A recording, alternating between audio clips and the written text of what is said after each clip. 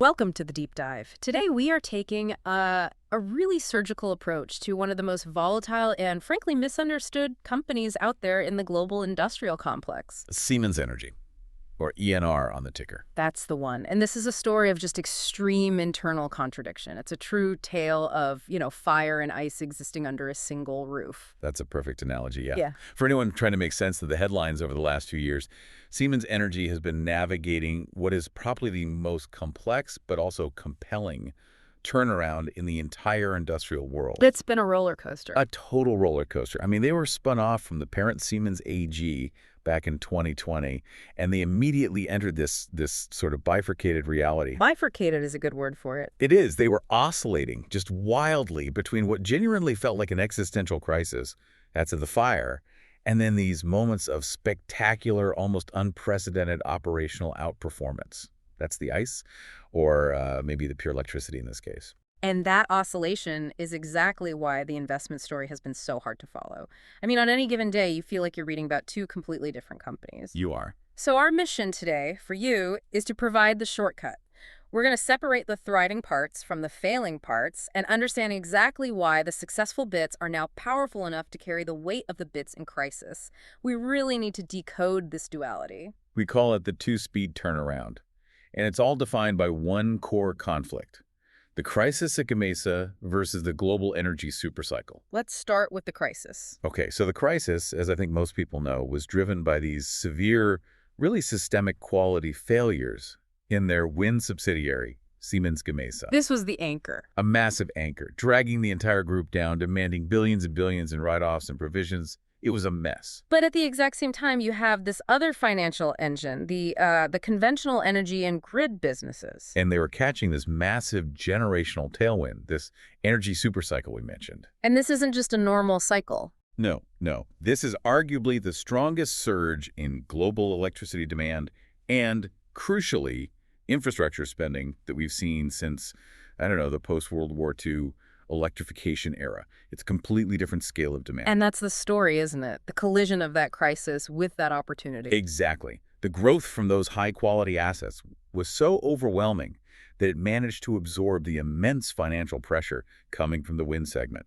And now we've officially hit an inflection point. It was signaled very definitively by the fiscal year 2025 results. Okay, let's get into those numbers because they really do provide a proof of concept here. They do. The group delivered revenue of 39.1 billion euros. That's a staggering 15.2% comparable growth. A huge number. And critically, profit before special items hit 2.35 billion, giving a 6% margin for the group as a whole. And that 6% margin is the key. It shows that the fast-speed businesses are, finally beginning to structurally overwhelm the losses from the slow-speed ones. It's a tectonic shift, really. It is. It means the story is no longer just a fix-it play. The whole discussion is shifting away from just asking, can they fix Gamesa, to recognizing that this is now fundamentally a play on infrastructure scarcity. Scarcity. Globally, we are dealing with structural shortages in everything from high-voltage transformers to gas turbines. And that scarcity gives ENR significant and, I think, durable pricing power in their massive core non-wind portfolio. That's the pivot we really need to focus on. Okay, so let's unpack this business.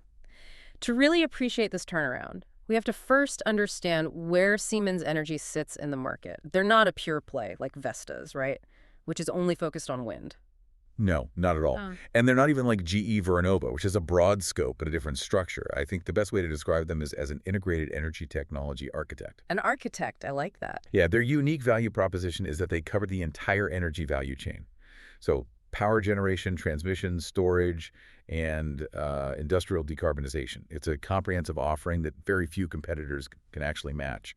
Which means they have that crucial hybrid exposure. Exactly. They are perfectly positioned to straddle both the old energy economy, their heavy-duty gas turbines, and the new economy. The massive high-voltage direct current, or HVDC, transmission systems, wind, hydrogen. All of it. They profit as long as energy is moving, regardless of the exact speed of the transition. And that integration, that ability to do it all, must be a key differentiator. It's the key differentiator for the high-margin deals.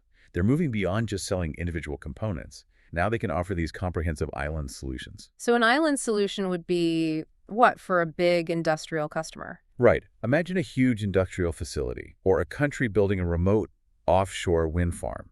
They need one single provider who can combine the generation, whether that's wind or gas, the storage, and the ultra-efficient grid connection tech. So they're selling the whole system. The whole engineered system. And that capability moves them into selling these highly engineered premium price solutions rather than just commodity products. Okay, so let's break down the financials.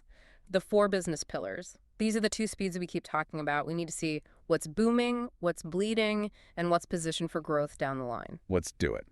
We should start with the bedrock of stability and cash generation.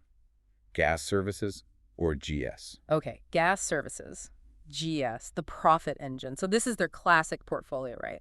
Large, heavy-duty gas and steam turbines, generators. And crucially, the service business that maintains all of it. And the financial magic here, as you said, is that this part of the business is basically immune to short-term economic cycles. It is, because the business model is the classic razor and blade. Okay, explain that for our listeners. Sure. They might sell the initial turbine, that's the razor, at a relatively low margin, maybe even single digits. They do that just to secure the long-tail, incredibly high-margin service revenue. That's the blade. These are the long-term service agreements, the LTSAs. Exactly. And they lock in customers for anywhere from 10 to 20 years. And we really need to spend a moment on these LTSAs. Why are they so incredibly profitable? Well, once you install a massive, complex piece of machinery like a gas turbine, you are essentially a captive customer. Right. You can't just go to a third party for parts. You can't. The spare parts, the specialized maintenance, the proprietary software updates, it all has to come from the OEM, from Siemens Energy, to maintain the warranty and ensure you're getting peak operating efficiency. And the margins on those parts and service hours must be huge. They can be 40%, 50%, sometimes even higher.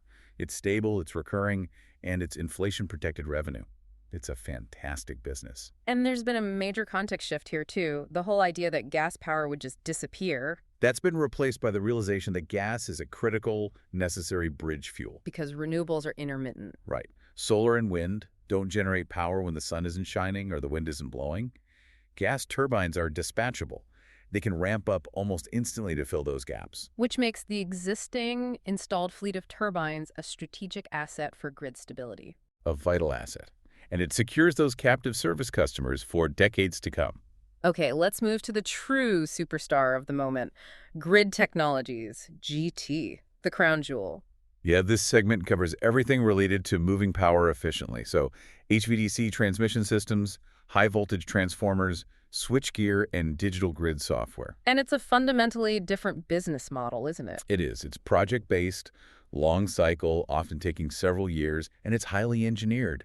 Think EPC engineering, procurement, and construction-style projects. But unlike a lot of project businesses, the current market dynamic is just unprecedentedly strong. It's absolutely a seller's market, and that's driven by massive non-discretionary investment needs. And the numbers, they definitely back up that crown jewel title. In fiscal year 2025, Grid Technologies delivered comparable revenue growth of, what was it? 25.4%.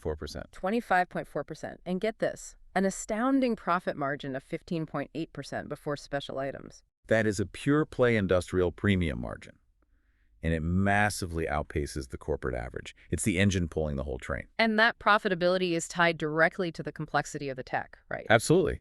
Take HVDC technology, for example. It's essential for connecting renewable generation, like a massive wind farm 100 miles offshore, to a city center with minimal energy loss. The technical barriers to entry must be incredibly high. They are. It takes decades of deep expertise in power electronics, in converter station engineering, and specialized manufacturing to even compete at this level. So it's a technical moat. A very deep one. And that moat is what leads to the effective oligopoly we see in high-end HVDC. It's basically a club where Siemens Energy and Hitachi Energy are the main members in the Western world. Which means they can dictate terms and pricing. Pretty much. Okay, next up is the smallest but strategically important segment, transformation of industry, TI, the future growth vehicle. Right. This segment bundles various industrial solutions, but its real long-term purpose is to be the primary vehicle for their high-risk, high-reward hydrogen ambitions. We're talking about the infrastructure needed for industrial decarbonization. We are. This includes the major project of ramping up their Berlin gigafactory for manufacturing PEM electrolyzers. That's the key technology for creating green hydrogen. Exactly. And it's showing strong early momentum. It had 13.5% comparable growth and a solid 11.3% margin in FY 2025. So small today, but it's their long-term hedge against a future where gas is eventually phased out. That's the idea. And finally, Yeah. this segment that dominates all the headlines, but for all the wrong reasons. Siemens Gamesa Renewable Energy, SGRE, the loss leader. Right. ENR acquired full operational control in 2023. They delisted it from the stock market to really force that integration and internal control. And the wind industry is just notoriously difficult. It's project-based, it's capital-intensive, highly subject to raw material volatility, and just plagued by fierce price competition. And for SGRE specifically, the financial distress was all about these significant internal quality issues and the associated warranty costs. Yeah. SGRE is stabilizing, which is good news, but it remains a massive financial burden. What were the final numbers? For FY 2025, even with slight comparable revenue growth of about 4.7%, it posted a negative profit margin of minus 13.1%. Negative 13%. That single negative number offsets the profitability of the other three high-performing segments combined. And that's why the entire group's margin is only 6%. It's the anchor. The other three businesses have to be world-class runners just to keep the group afloat. So if the financial drain from Gamesa is the disease, Then the immense financial engine covering that drag is the energy supercycle. and we really need to define this precisely because it's not just a buzzword. It's a powerful, persistent global tailwind. Exactly. And it's driving exponential growth and massive pricing power in grid and in gas. This isn't just a typical economic cycle, right, where demand bumps up for a year or two. Not at all. We are talking about a secular generational trend. The International Energy Agency projects that global electricity demand is going to effectively double by 2050. Double.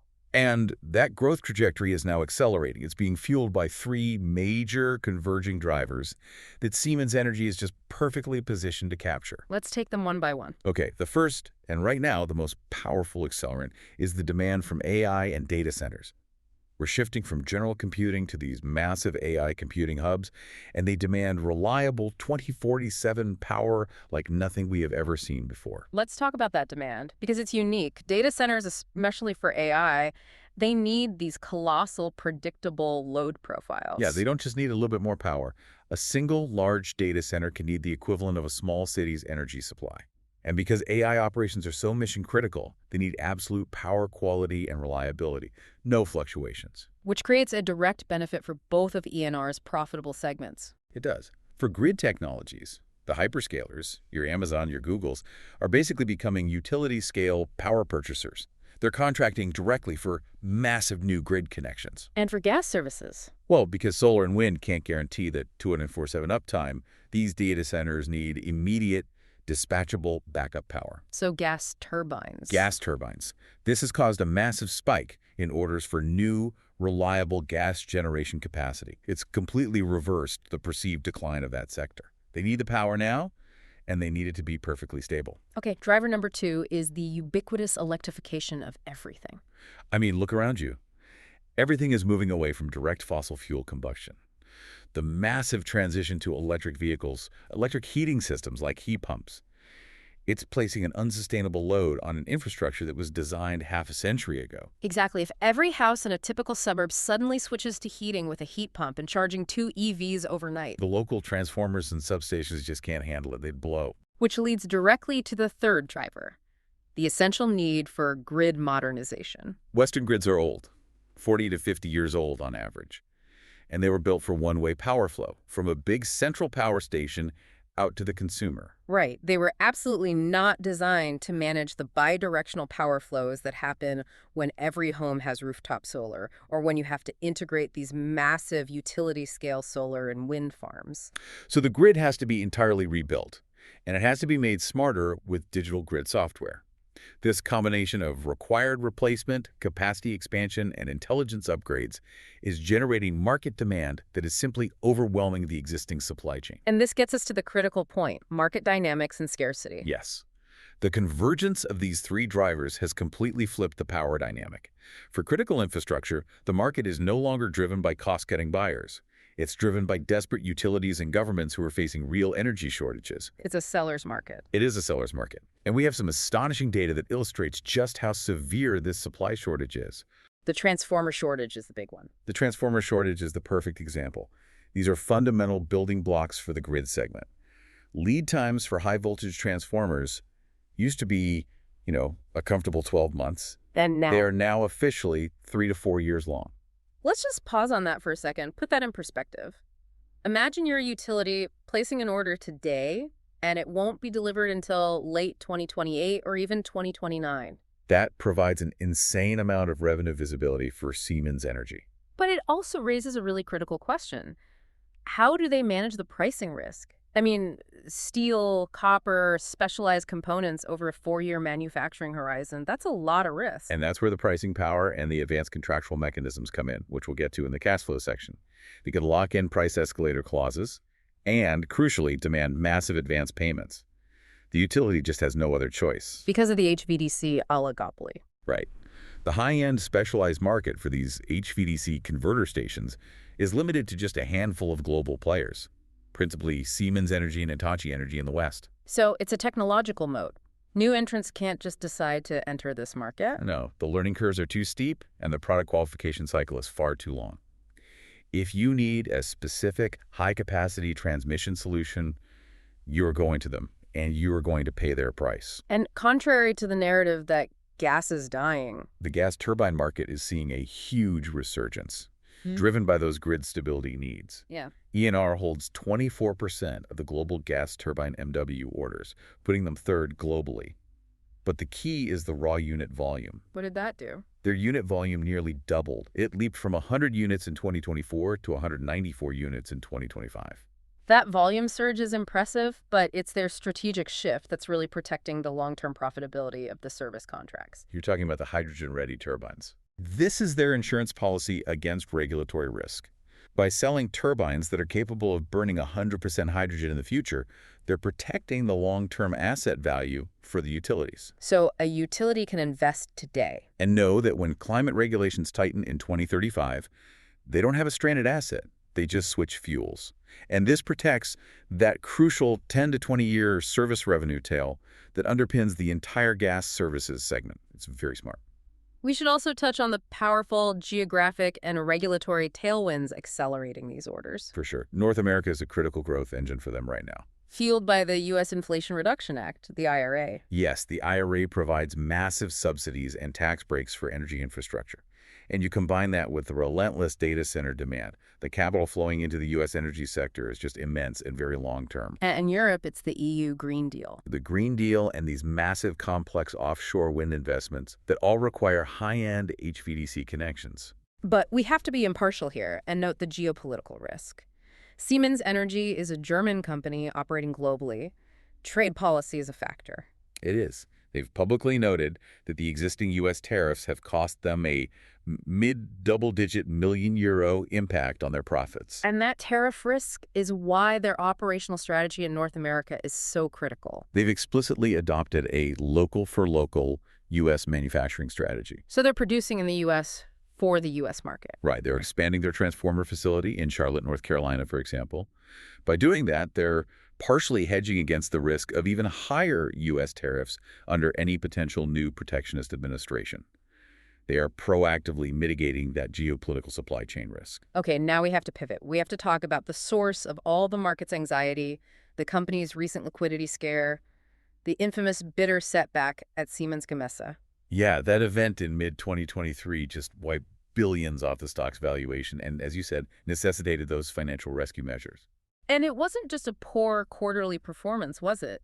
It was a true crisis of confidence. It was. It was driven by the discovery of systemic quality issues, and it exposed these deep fundamental flaws in the manufacturing and quality control processes of their flagship onshore turbine platforms. So let's get into the technical specifics, because this detail is what drove that massive 1.6 billion euro remediation charge. Okay, so the problems were centered on their 4.X and 5.X onshore turbine platforms, and the issues were multiple, complex, and systematic. That's the key word.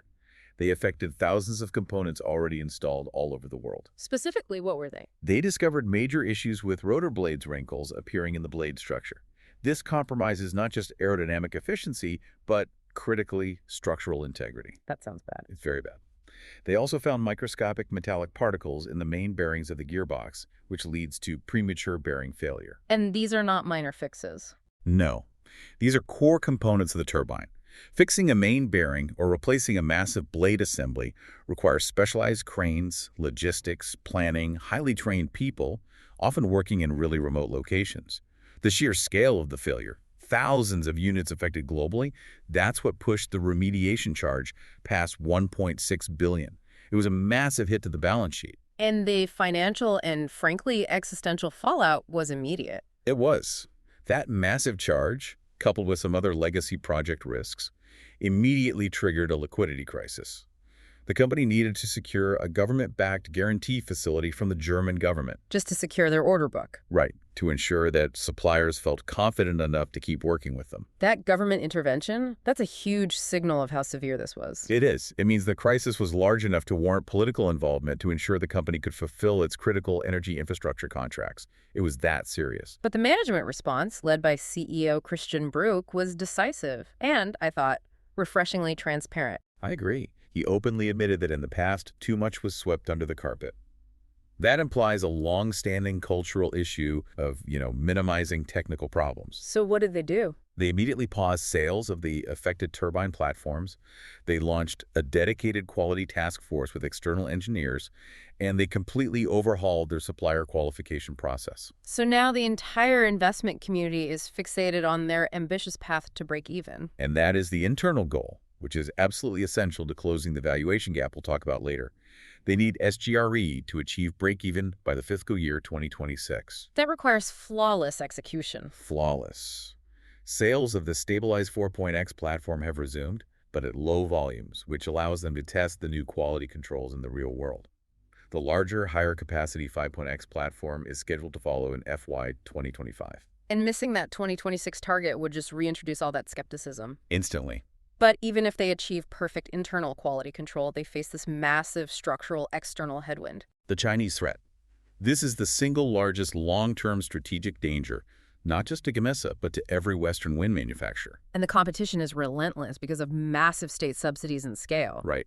The Chinese OEMs, the big ones like Goldwind and Envision, they are able to price their turbines at least 30 to 40% lower than their Western peers. 30 to 40%. That price gap is simply unbridgeable through Western efficiency gains alone. It's impossible. Yeah. And the numbers, they don't lie about market dominance. In 2023, 4 of the top 5 global wind turbine manufacturers by installed capacity were Chinese. 4 out of 5. They have absolute command of their huge domestic market, and now they are aggressively expanding into emerging markets across Asia, Latin America, and they are increasingly targeting European markets with these aggressive pricing strategies. So SGRE has basically conceded large parts of the onshore market to this price-driven Chinese competition. Where's the defense? Their saving grace and their strategic focus now is on retaining that key leadership position in the complex, high-margin, high-tech offshore wind market outside of China.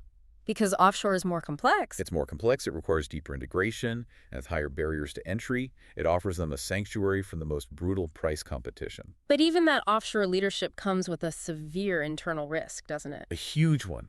Yeah. And we have to note it. Fixing a systemic failure on an onshore turbine is expensive.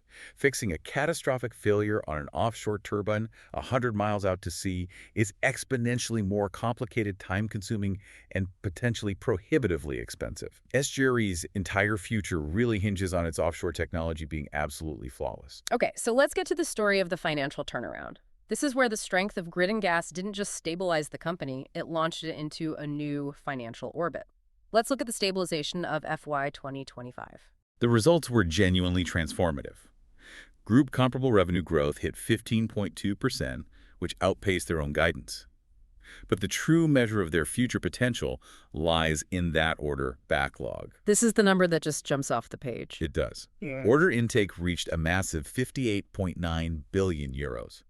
This drove the total secured backlog to a record 138 billion euros. That is just an astonishing number. I mean, to put that in perspective for you, that backlog provides massive forward visibility. It already covers roughly 85% of their expected revenue for FY 2026. This isn't theoretical. This is years of secured contracted revenue.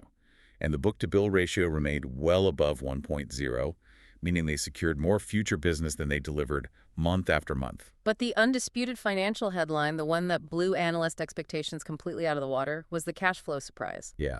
Free cash flow pre-tax reached an incredible 4.66 billion euros. And this crushed their initial guidance of what, about 1 billion? It absolutely crushed it. And this is the mechanism that truly fixed the company's balance sheet. So why the massive divergence? Why is cash flow 4 times higher than the actual net income? This is driven by some sophisticated accounting dynamics tied to their segments, specifically something called negative working capital. Okay, let's break this down simply for the listener.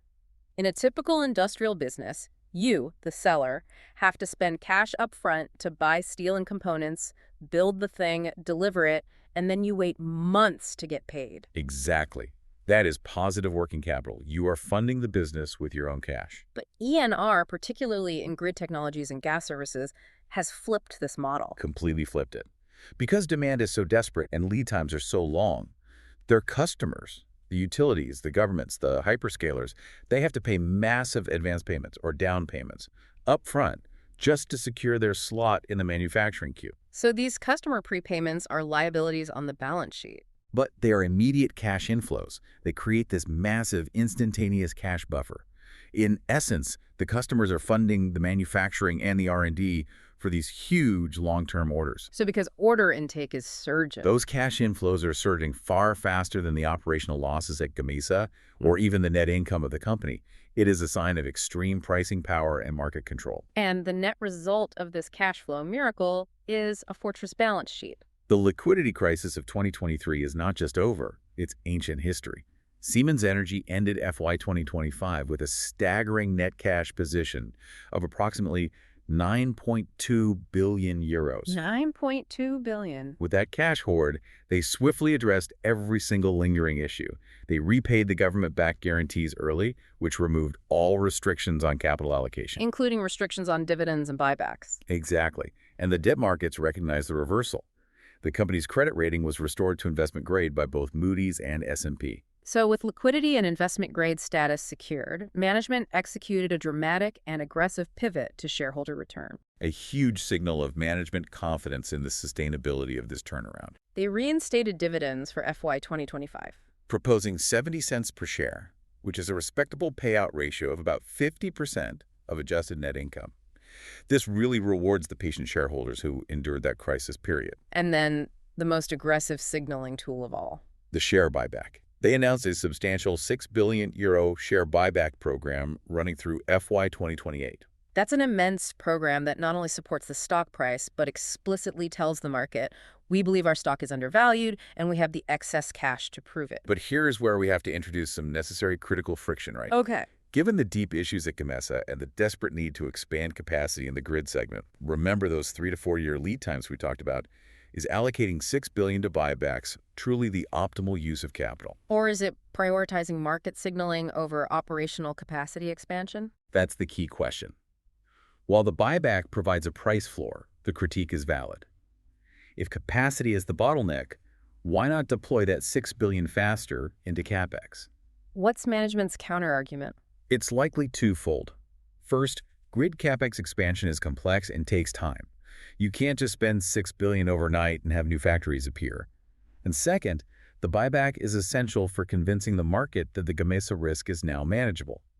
It signals stability, which reduces their overall cost of capital. And they are still allocating capital back into growth areas? They are. They're expanding CapEx in those critical bottlenecks. For example, rapidly expanding transformer manufacturing facilities in Charlotte, North Carolina, and in India, specifically to alleviate those severe supply shortages. And R&D spending is laser-focused on high-return areas like electrolyzers and intelligent digital grid solutions. So with the financial foundation rebuilt, let's look forward. Where is the focus for the next 5 years? The strategy seems designed entirely around leveraging those high-return segments while minimizing the drag from Gamesa. That's exactly right. The focus is overwhelmingly on capitalizing on the grid supercycle. which management themselves views as a golden era. Grid modernization remains the #1 secular initiative. The backlog for high-voltage transformers and HVDC projects is already stretching out for years. It is, and the company is actively expanding capacity, but critically, they're doing so with disciplined order selection. We hear reports that they are deliberately avoiding low-margin standard orders. So they're choosing only high-value, high-complexity projects where their technological advantage and pricing power are at their maximum. Exactly. That discipline is absolutely essential for preserving that 15+% margin in the grid segment. And the market isn't just expanding in volume, is it? It's expanding in sophistication. Right. Managing the increasing intermittency from renewables requires massive amounts of sophisticated software and digital integration. The push into digital grid solution software for predictive maintenance and real-time grid management is a very high-margin, high-growth area that helps dampen the overall volatility of the group. Okay, next up is the hydrogen bet. This is the long-term industrial decarbonization vehicle run through that transformation of industry segment. Their Berlin Gigafactory is ramping up rapidly, aiming for 3 gigawatts per year of capacity of PEM electrolyzers by 2025. This strategy is about positioning for the long game, then. It is. While the overall hydrogen market hype has cooled a bit recently, mostly because high interest rates are slowing down final investment decisions, or FIDs, the long-term logic remains completely sound. Because green hydrogen is really the only scalable solution for decarbonizing those hard-to-abate sectors like steel, cement, and ammonia production. Exactly. So ENR is positioned to capitalize very heavily when that market truly matures, probably post-2026, when subsidies like the IRA begin to fully kick in. And we must return to the narrative around gas as a destination technology. Their strategy here is extremely intelligent. They are future-proofing their core, high-margin gas services business By developing turbines capable of burning 100% hydrogen. The term H2-ready is a powerful sales tool. It ensures that a gas power plant installed today will not become a regulatory stranded asset in 15 years. It guarantees that utilities can invest in the stability they need today without fearing obsolescence. And that protects that decades-long service revenue tail that is so incredibly profitable for the gas services business. Finally, just maximizing those recurring revenue streams. Right. Sustaining the profitability of the group means maximizing the capture rate of those LTSAs in gas. They're using digitization and AI for predictive maintenance across their entire installed turbine fleet. And predictive maintenance increases turbine efficiency and uptime, Which makes the customer happier and increases the odds they will renew their long-tail service contracts. This whole digitization effort dampens group volatility by leaning into the most stable, high-margin revenue streams they have. So despite all this operational outperformance, the stunning backlog, the cash flow miracle, we still have to address the market perception. Why does Siemens Energy still trade at a discount? The answer lies in the sum of the parts analysis, or SOTP. Okay. This is critical to understanding the current valuation. The market currently assigns an execution discount, or to put it more bluntly, a win penalty, to ENR. How do we see that? Look at the peers. ENR trades at a forward price-to-earnings ratio about 30. Compare that to GE Vernova, which trades at nearly 50 times forward earnings, or pure-play grid competitors trading at even higher multiples. The gap is massive. And that valuation gap exists because analysts perform this sum of the parts calculation. Right. They value the high-quality segments, which absolutely deserve premium multiples. We're talking 15 to 18 times EBITDA for the grid segment, maybe 10 to 12 for the stable gas services. They add those valuations up, and then they have to factor in the Gamesa segment. And that's the kicker. That's the kicker.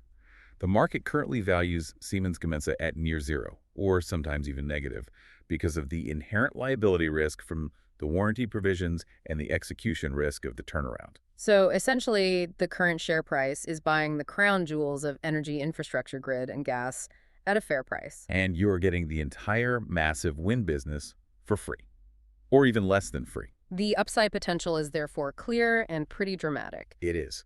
If SGRE achieves its stated FY 2026 break-even target, that win penalty evaporates overnight. The market would suddenly be forced to value SGRE at a standard industrial multiple, which would instantly re-rate the entire company. The stock has significant room to run just by closing that valuation gap. A quick note on governance and management. CEO Christian Bruch and CFO Maria Ferraro are rightly credited with navigating this turnaround. Their incentives are now strongly aligned with shareholders, with compensation heavily tied to free cash flow and total shareholder return, or TSR. And that alignment is reinforced by shareholding requirements, right? The CEO has to hold 300% of his base salary in shares. Skin in the game. But we should note one technical headwind. Siemens AG still holds about 17% of ENR. And they intend to reduce this holding over time, which creates a consistent supply of shares and a potential overhang on the stock price. Though this is primarily technical selling pressure, not fundamentally driven. Okay, so finally, let's quickly review the remaining risk profile. What are the primary dangers that could derail this two-speed turnaround? Internally, it's all about Gamesa. Failure to meet that FY 2026 break-even target is the most immediate risk. It is. But the more catastrophic internal risk would be new, unforeseen technical discoveries that require massive new warranty provisions, especially in the offshore wind fleet. As we noted, fixing a large turbine failure at sea is prohibitively expensive. It could lead to catastrophic losses if that fleet shows systemic issues. And externally? Externally, the Chinese threat remains existential for the wind segment. If Chinese competitors successfully penetrate the core European and other Western markets, the pricing power for SGRE's onshore business will be destroyed permanently. You also have regulatory risk. Further aggressive U.S. tariffs under a protectionist administration, and of course the macroeconomic risk of a deep recession causing critical data center or renewable project FIDs to be suddenly pulled back. The long lead times work against them if demand suddenly evaporates. So after this deep dive, where do we land on the probability-weighted conclusion of the Siemens Energy turnaround? I think the evidence suggests that Siemens Energy has successfully navigated its most dangerous period. It is fundamentally a two-speed company, but the fast-speed grid technologies and gas services is benefiting from structural, secular, supercycle tailwinds that are so powerful, so cash-generative, and so durable that they are strategically positioned to successfully carry the slower, troubled wind segment. So given the quality and the scarcity value of those grid and gas assets, the valuation discount currently assigned to the group because of the Gamesa risk is simply too wide. I think so. And the downside risk, especially liquidity risk, is heavily protected by that fortress balance sheet and that massive 9.2 billion euro net cash position. So for you, the learner monitoring this story, remember the three crucial metrics to track quarterly. First, SGRE quarterly margins. Is that negative number shrinking? Is it progressing toward break-even? Second, order entry margins. Are they maintaining the high pricing levels and discipline we've seen in the grid and gas segments? And third, free cash flow sustainability. Is that powerful negative working capital cycle driven by those massive customer advance payments holding up? And here is the provocative final thought we want to leave you with, connecting back to the nature of this industrial shift. The business environment for critical energy infrastructure has fundamentally, and I would argue permanently, shifted from a buyer's market to a seller's market. While ENR's history in wind showed the danger of project execution risk, the immense 138 billion euro order backlog represents a massive, uncapitalized strategic asset. Yeah. So think about the peace of mind, having multiple years' worth of work already lined up, secured by contract, and most powerfully, substantially pre-funded by your desperate customers. That degree of stability is a strategic advantage that few industrial companies on the planet can claim today.